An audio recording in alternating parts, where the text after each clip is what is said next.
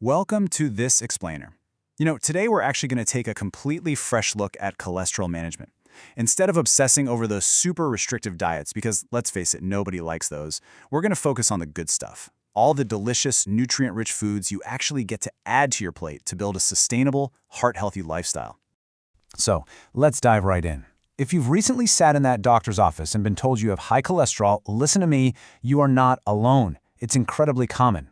And honestly, it is completely natural to feel a bit overwhelmed, maybe even a little anxious right now. But let's take a deep breath, okay? Because we are going to break this whole thing down into really clear, manageable, and honestly pretty tasty steps. Here is the absolute best news right up front. You do not need a perfect diet. In fact, striving for absolute perfection, that almost always backfires. There isn't some magic single food that fixes the issue overnight. But making small, consistent additions of nutrient-dense foods to your daily routine, that makes a massive, meaningful difference over time. Consistency, not perfection, is your superpower here. Moving right into Section 1, fiber, which is basically your body's cholesterol sponge. So what exactly do I mean by a sponge? Well, we're talking about soluble fiber. Think of it as your internal cleanup crew. It literally acts like a sponge in your digestive system, soaking up that LDL, the bad cholesterol, and significantly reducing the amount that gets absorbed into your bloodstream in the first place. It traps it right there before it can even cause any trouble. Now, how do we get these daily sponges into your system? You'll want to focus on hearty whole grains and legumes. Think about starting your morning with a nice warm bowl of oatmeal or steel cutouts. Then for dinner, try swapping out that white rice for barley, brown rice, or even some quinoa. And you definitely want to lean into naturally low-fat, high-fiber plant proteins. I'm talking black beans, kidney beans, navy beans, lentils, chickpeas, the whole shebang. These foods are fantastic because they keep you full while they actively work behind the scenes to sweep out that bad cholesterol. Okay, on to Section 2, healthy fats and proteins. Now, when it comes to fats, I want you to focus on swapping rather than totally eliminating. It's like a game of trades. Replacing saturated fats, like that stick of butter you might be using for cooking, with healthier unsaturated fats, like extra virgin olive oil, olives, and avocados, is a real game changer for your cholesterol levels.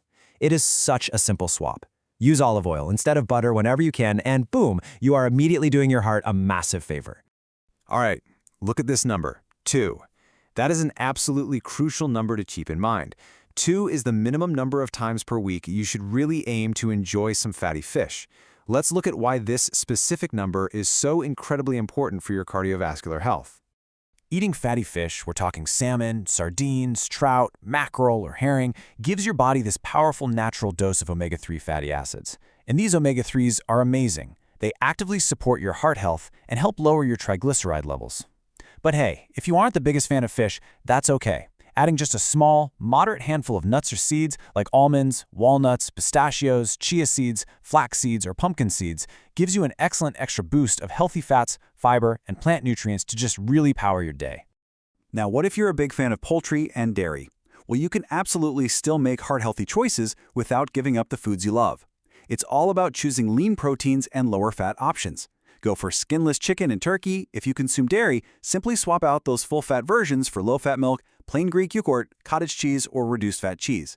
These options give you all the high-quality protein and calcium you're looking for, but with significantly less of the saturated fat that drives those cholesterol numbers up. Oh, and yes, you can definitely still eat eggs. Just be sure to do so in moderation, based on whatever your healthcare provider specifically advised for you. Next up, Section 3, powering up with plants. So here's a major visual goal to aim for every time you sit down to eat. Try to make naturally cholesterol-free vegetables literally half of your plate. We're talking broccoli, spinach, kale, Brussels sprouts, bell peppers, carrots, cauliflower, green beans. The other half? That's where your lean proteins, whole grains, and healthy fats get to live. Vegetables are just packed with vitamins, minerals, antioxidants, and of course, that crucial fiber we talked about earlier. They form this incredibly strong, vibrant foundation for your heart. And hey, let's not forget about your sweet snacks. You can beautifully round out your plant take with sweet fibrous fruits. Things like apples, pears, berries, grapes, oranges, and kiwis are just excellent choices. They give you even more antioxidants and soluble fiber to support your heart. I do want to mention one quick but really important caveat here though. If you take certain medications, specifically some cholesterol-lowering ones, definitely check in with your healthcare provider to see if grapefruit is appropriate for you, since it can sometimes interact with those prescriptions. Better safe than sorry, right? All right, Section 4, Foods to hit pause on. I really want you to notice the nuance here. You are not being asked to banish certain foods forever. You don't have to avoid them completely. The goal here is simply to eat them less often. It's entirely about moderation, not total deprivation. And honestly, that's what makes this entire approach so much more sustainable for the long haul. So what exactly are we hitting pause on? Well, by simply cutting back on things like fried foods, fast food, bacon, sausage, and processed deli meats, you are making a huge difference. The exact same goes for full-fat dairy, butter, pastries, cakes, cookies, chips, sugary drinks, and anything containing trans fats or partially hydrogenated oils. By actively limiting these, just dialing them back a bit, you are giving your heart a much-needed break and drastically improving your cholesterol profile. Finally, we arrive at Section 5, the big picture. Because, let's be real, healthy eating works best when it's just one piece of a holistic approach. So let's step beyond the plate for a second and focus on these 5 steps. Step 1, stay physically active most days of the week and try to maintain a healthy weight. Step 2, avoid smoking entirely. Just don't do it. Step 3, prioritize getting enough quality sleep. Step 4, manage your stress through hobbies and activities you actually genuinely enjoy. And Step 5, always follow your healthcare provider's recommendations and take any prescribed meds exactly as directed. All these habits combine like puzzle pieces to strongly protect and support your heart.